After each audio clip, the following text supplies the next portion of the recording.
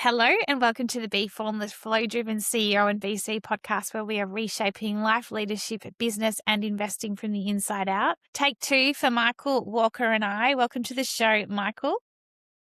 Thanks for having me, Belinda. Pleasure to Thank be here. you. Yes, it's a Friday. Well, it's Friday for both of us. You're in Sydney, I'm in Melbourne. We were both just saying, though, we don't have the luxury of after our pod that we get to have the afternoon off. We've both got meetings. So gone are those days when you used to just be able to fade away into the afternoon, and instead here we are. Grinding it out. Grinding it out. How's your week been? Week's been good. Plenty of meetings. Just beginning to put the final touches on a couple of things, which is good, which will That's very good. move things forward for us, which is good. Exciting. Well, let's get on into it, because you are the CEO and CIO at Max Partners Australia, and you work with investors and businesses to drive growth, innovation, investing across small to mid-sized companies, and you obviously work with broader global businesses with a real focus on the global businesses at the moment. And you've got some meetings, you said, this afternoon. Your approach to capital is grounded not just in the return, it's also in understanding the relationship and dynamics that underpin sustainable growth. And yeah, like I said, you operate at that intersection of capital, business growth, and the human connection piece. And I just don't think we can underestimate the human connection component. Alongside Max Partners Australia, you're also, get this, you're also the principal owner and winemaker at Faisan Estate. Did I get that right? Did I say that wrong again? Faisan Estate. And I'm going to get you to share where Faisan comes from in a second. And it brings a very different lens to what you're building with Max Partners Australia. In terms of with Faisan Estate, it's one that values craft, timing, and intuition. And I love the interconnection also that it plays within. You're a principal owner winemaker, and you also call yourself the chief waffler at 100 Wines, which is a Substack channel that you have as well. I really do love that, because when it comes to 100 Wines, I could only imagine how much waffling that could go on. And you're looking up like going, B, where's she going with you? And it's about making.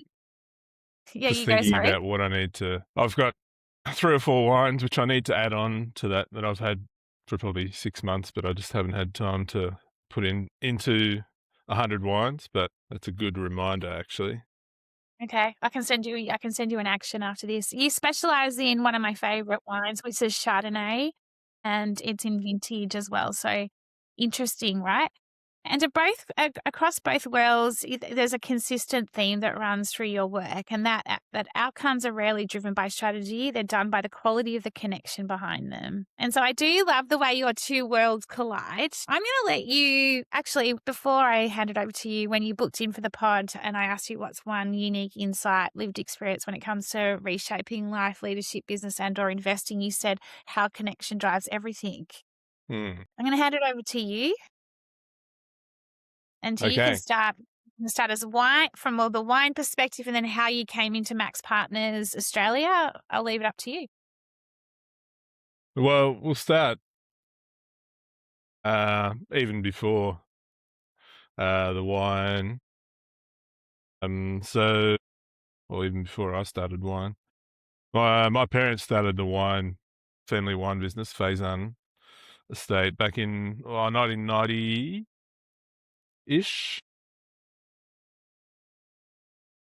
We moved to Orange as a family. Then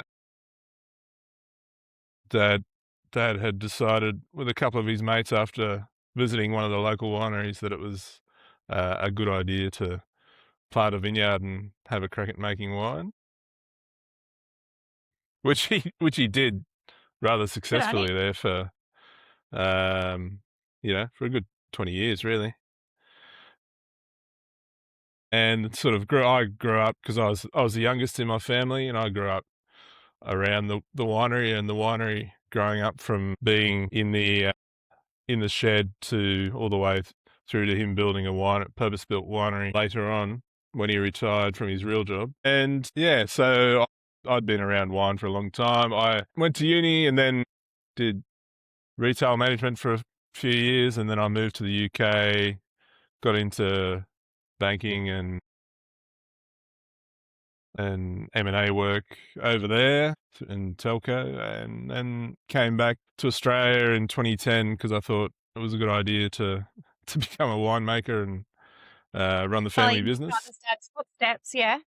Yeah, and then did that for 15 years, which is good, and we still got that, and I'm still the chief winemaker, but I'm not obviously not there full time anymore.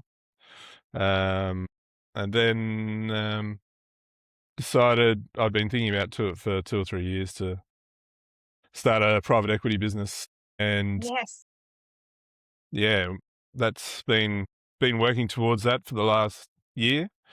Um, Originally, we started looking at small to medium enterprises, having a look at what businesses were out there, and what would work, and what our expertise fitted well. Once we had that, I press ganged a couple of my good friends into joining me in the journey. They're not quite as involved as I am at the moment, but they will be once everything's. Yeah, because you've got some big things on the go, right? I didn't go into Yeah, what you sorry, like you've got from a local perspective here and what you've mentioned from, with Brisbane, et cetera, and then obviously what you've got on the go overseas. Do you want to share a little bit about that? yeah, that's right. So just through networking over the past year, I've come across some pretty really amazing opportunities for us, and where they're much bigger than the small to medium enterprises. So we're looking at sort of hundreds of millions of dollars Yeah.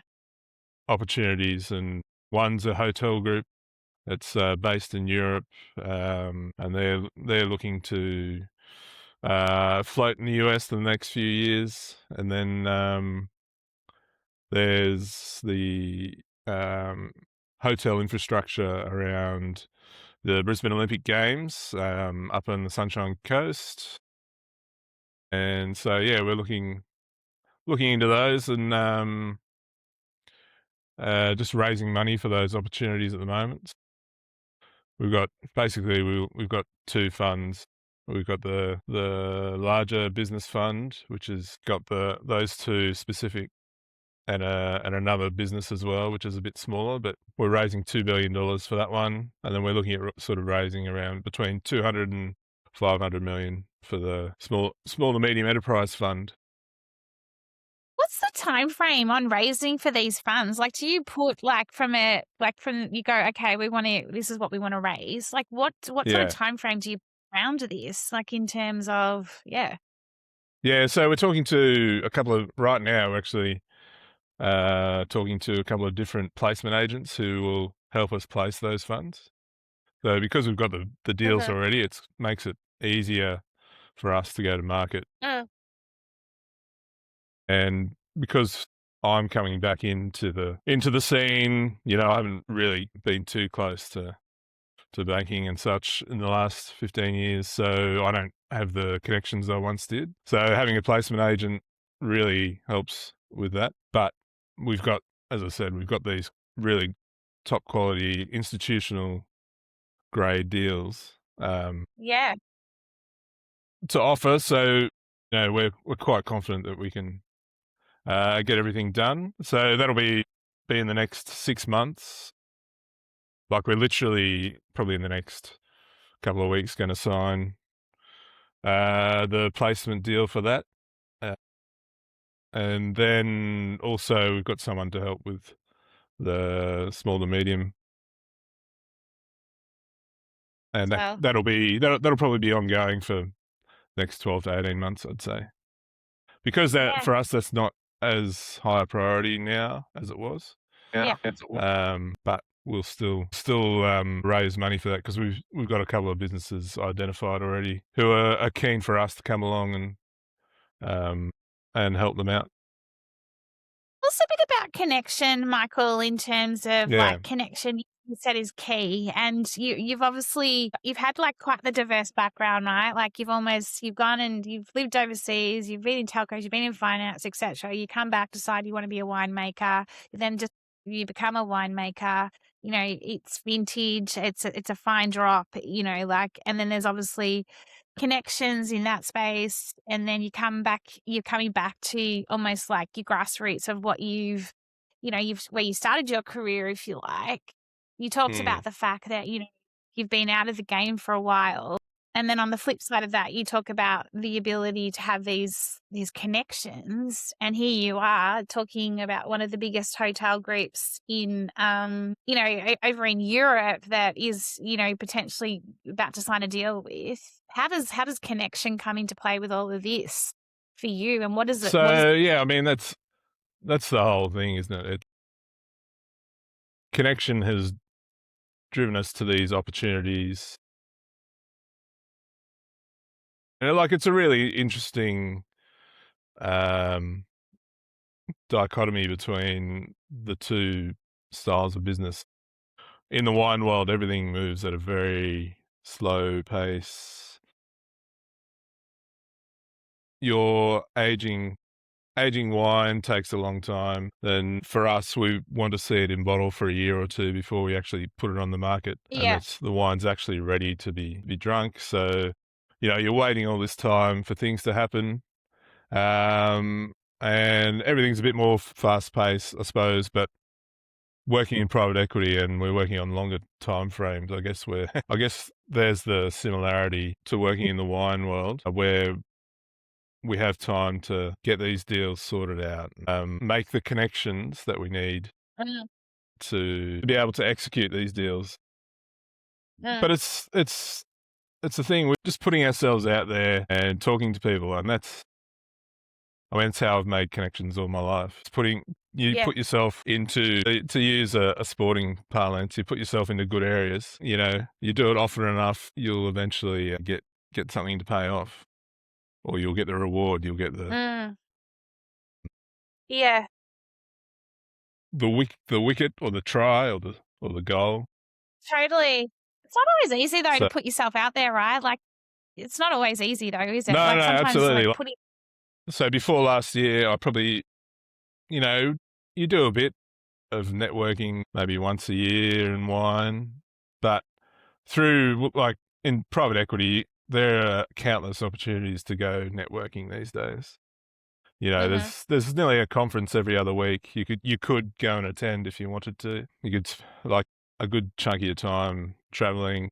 And look, to be honest, I probably once we get these funds up and running, we probably will, probably spend one weekend one week a month somewhere. Like one of us three who are running this business will be away somewhere, going and talking to limited partners or super funds, whether they be in Australia or Mm. in the US or in Europe, insurance companies, because these are the guys with the big institutional funds, and Yeah. you need to be out there putting yourself in front of them, even if it's just at the beginning. You're just introducing yourself, and you're not necessarily asking anything of them straight away, but you Yeah. need to make them that you're aware, that they're aware that you're there, and this is what Yeah. you're doing.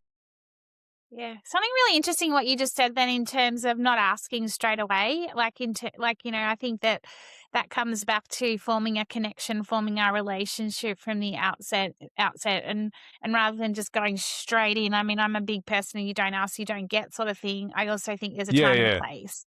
Don't you yeah, agree? Like, and is that kind of the nature of the sport? Let's keep playing with the sporting analogy when it comes to yeah. private equity. And second to that, how much what has changed or what hasn't changed from when you were in it like, I mean, obviously in this space previously and how now that you've come back into it, what have you noticed that has evolved, if you like, and then what hasn't also changed? Yeah, that's a good question.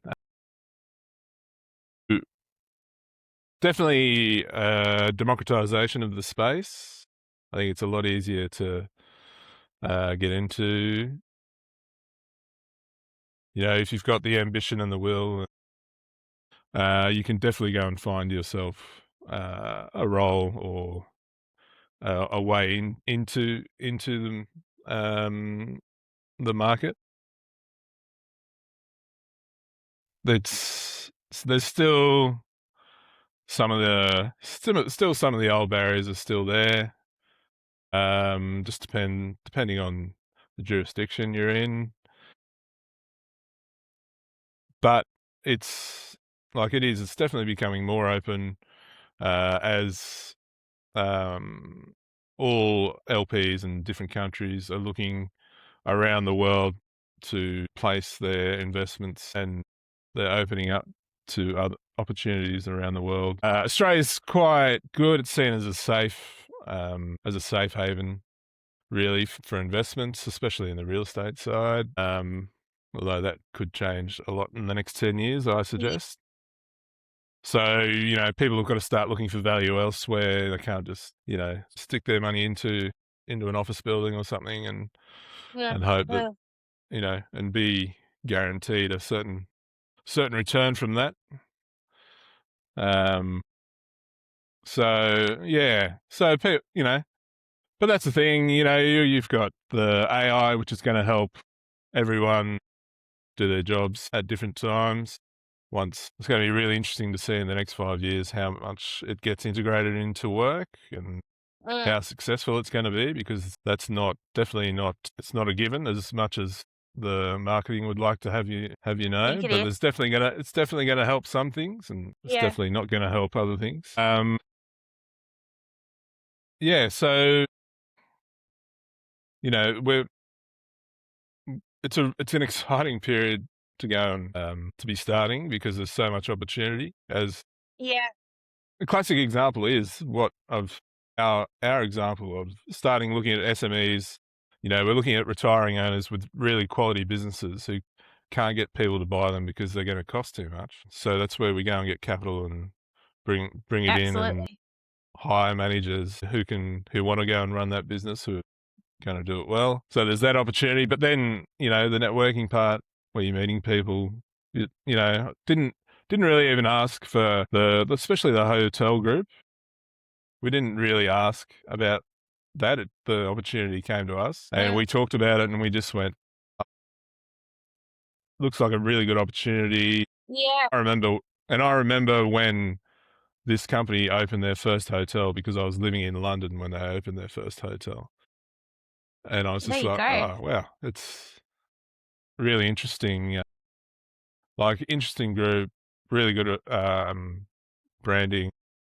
So we were like, well, why not? Let's just give it a go and see what happens. Like, if we can't do it, we can't Yeah. do it. But No, exactly, but Michael. And what's it like having three partners, like all three of you in the mix, right? Like you've obviously mm, you've come from a family-owned business as well. So you've experienced the family-owned business. And then you've brought in two other partners into Max Partners Australia. What's that been like for you in terms of, and especially playing in the private equity space? And I'm sure that you've brought in two different types of talent that, yeah, so yeah, it's like it's making sure again it comes back to the connection and also like it's like when you're making wine, like I'm sure you have all the right ingredients to make it, the best wine it can possibly taste. yeah, exactly. Yeah, so we've got one of them's from a law background. They were a HR partner at a big law firm in New Zealand, and the other's been trading commodities for the last 10 years, but from a banking background, but more on the risk side. Mhm. And so there's good diversity there. So you get a good diversity of opinions. It's, it's we all get the same information. It's just how we How interpret we it, interpret it. and Yeah, yeah, yeah, yeah, yeah, and what we yeah, think's going to happen. So yeah, that's how we look at it. We give it out then we have a meeting about it, and it's good because you need them to have uh, bounce ideas off, and 100%. look for, they might see some sort of risk that you don't necessarily see at the time, Yeah, um, which is very helpful. yeah, Um, and like And it's good because you don't want to have people looking at problems in the same sort of prism that you do because of that reason. Yeah. Talking about risk, how risk adverse do you like how risk taking do you have to be and how risk adverse you have to be playing in the private equity space? And I know I guess what I want to frame that around is you said there's endless opportunities almost at the moment. And then we've got this watch out with AI because I think there's going to be it feels like there's a lot of shiny objects at the moment and we're going to see do you know what I mean? What lands and what doesn't land, and it's kind of a bit up for grabs at the moment. Yeah, for sure. What's that from a private equity perspective, and then also from Max Partners Australia?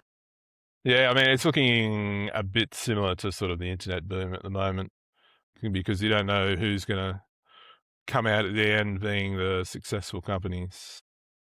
The what Mm, and it's probably likely that it won't be that you might have one, maybe two of the big seven at the moment that come out and mm, one of the winners from AI, but it's probably likely that it's going to be another company or another few companies that mm. come through that we haven't Yeah, heard of yet. That will be the real winners. There might be two that have the architecture, so Anthropic and one of the others. They might have the architecture, but it'll be two or three companies that will do really well using the architecture, providing something that you know we we haven't thought that we need yet. yeah. Yeah, it's interesting you say that, whether what we thought we haven't needed yet, and it comes right back to, like, the way you make wine, right? Like, it's not like it's when becomes a vintage, it takes time, and then it has to what's the word? It has to is it what is it? What does it have Mature. It to has do to when it's mature. yeah, mature, that's the word, and so what you're talking Yeah, yeah. about here is whole mature piece. Tell us Mm. a little bit more around where did like Max Partners Australia, how did the name come about? What is it? What does that include? That's a good question. Max Partners. So that's back to my cricketing days. So my last name's Walker, and I used to get called Maxi Walker at playing cricket. Yeah.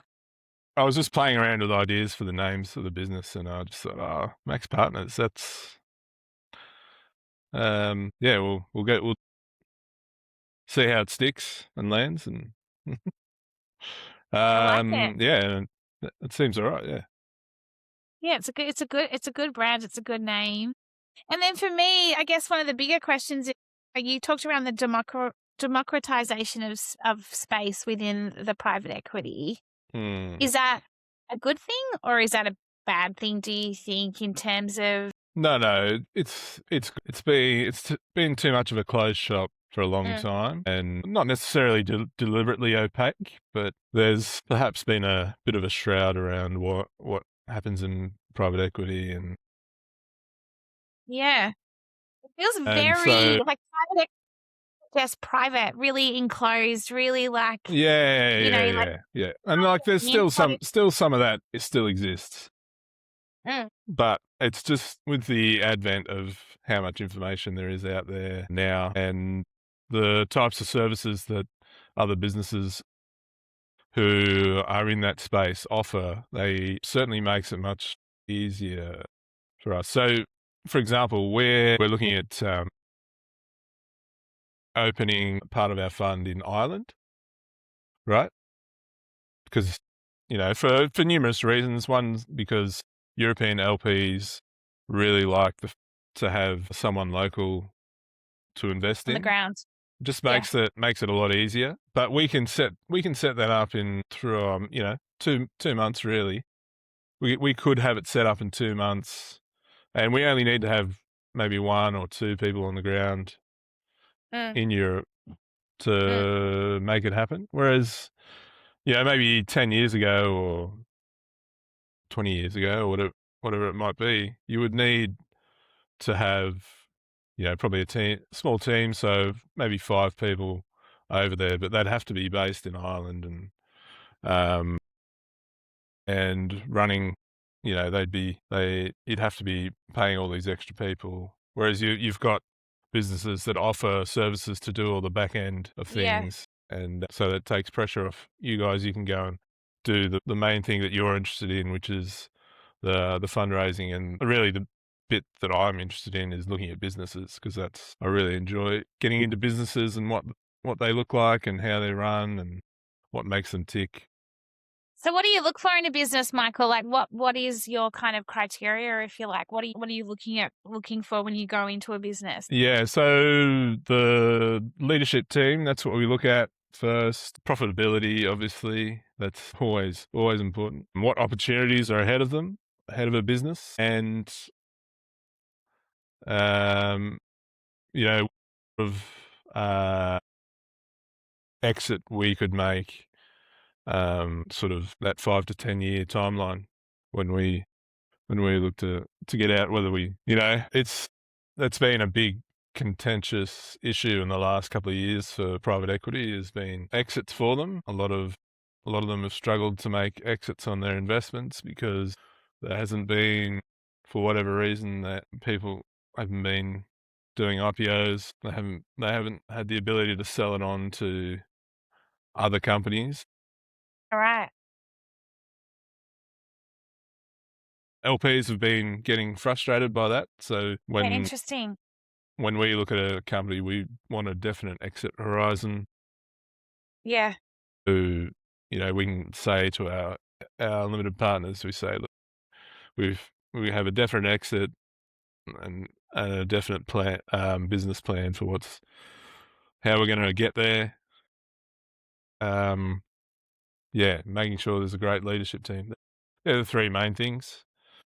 Yeah, it's such a connecting ecosystem when you think about it, right? You've got the company, you've got the leaders. You need to ensure you've got a connection with those leaders, personality, like connection with you guys.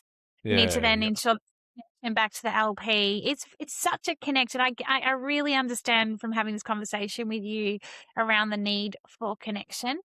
Couple of final questions for you. One thing that came up in one of my podcasts this week, and I was talking to a female in VC, and obviously, as you know, the stats are pretty astounding when it comes to female founders, Mm, females need to seek funding. Something I hadn't heard of before, and I'm curious and keen to get your thoughts on this, was there's also a real gap with female LPs. Is that something you've observed? And it's because of from what this person was saying to me, and she hadn't thought about it this way either, but, kind of traditional, like wealth. Yeah, there's just, it was a really interesting point that she was making, and that we need to be mm, bringing more, yeah, females female. through. Yeah, yeah. That's interesting. That's changing slowly. Okay. There's more, certainly in super funds in Australia, there's more women in Yeah. the Leadership roles. decision-making roles now than there were 5 years ago. And family offices, you have daughters coming through in family offices who are making decisions as well. Often their father has been the person who's been out and made the money, but they're, towards retirement or they're in retirement. And Yeah. so the other parts of the family are begin taking on roles in family offices. So yeah, I mean, it is like, I would say it's still probably less than 25% for sure. Yeah, it's wild, isn't it? It's wild. Yeah, yeah.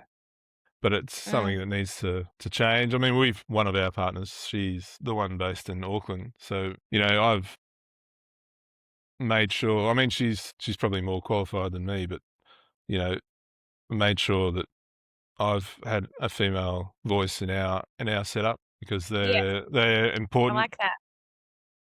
They're they're far less rash than we are. I think you need the female male energy, right? Like, I think you need both. I think you need both, and it needs to come together in a way Yeah, that yeah, yeah, definitely. Yeah. is impactful and ensures returns, etc., etc. Okay, my final question: Chardonnay. Let's come back to wine. And what if I'm If I'm off to, like I said, I might get some Chardonnay tonight. What am I looking for in terms of what is a good drop of Chardonnay? Obviously, your Faisan brand. Like, what are we your Faisan wine, I should say? And Faisan. I keep getting it wrong. What is it that we should be looking for? Yeah, yes. Sorry, I keep saying it the wrong way. That's really bad. What are we looking for when it comes to No, a no, it's fine fine. drop? Or what makes a what? So I would the first question I would ask is, what am I having with my wine? Yes. So what am I eating with dinner tonight, basically? If you're going to have something light like fish or shellfish or something like that, I'd be looking at something from Chablis in France, or if you wanted Australian, something from Tasmania or orange even, but probably not ours, but orange, because ours is a bit different. But if you're going to have something a bit richer like chicken or pork, and then you obviously you got white burgundies, which are a little bit richer. They suit richer foods a bit better, or something from Adelaide Hills or Margaret River in terms of Chardonnay, or a Faisan. Yes. I want you to say that. So Like, yeah. yeah. So they're a little bit warmer places, so the fruits flavor spectrum's a bit fuller. You've got more sort of stone fruits um, and apples, where and they tend to be barrel fermented and kept on these for a year, so aged in barrels for a year, so that gives them a bit more richness as well.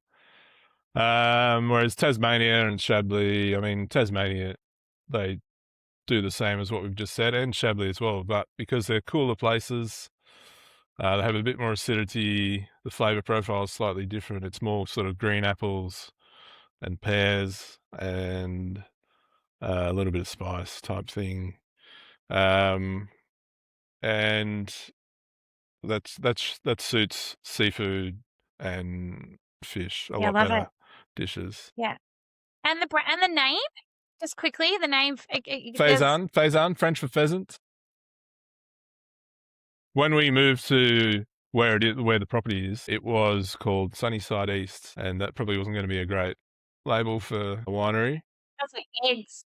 My dad had a big book of game birds, as I like to call it, and had all the translations underneath each bird, so that partridge, quail, pheasants, etc. And it was actually my brother who chose the pheasant and said, "Oh, Faisan, that's a pretty cool name," and that's how we Yeah. got it. So, yeah, amazing. Incredible. Michael, I've really enjoyed our conversation. And I did say at the start to all the listeners, it was a take two because we did attempt to record the other week and then we just decided let's just re-record rather than try and pick it up. And I feel like Yes, we've kind technology of, got the we've, best of us. yes, we've had quite the connection today, and thank you so much for your time. How do we find out more about Max Partners Australia?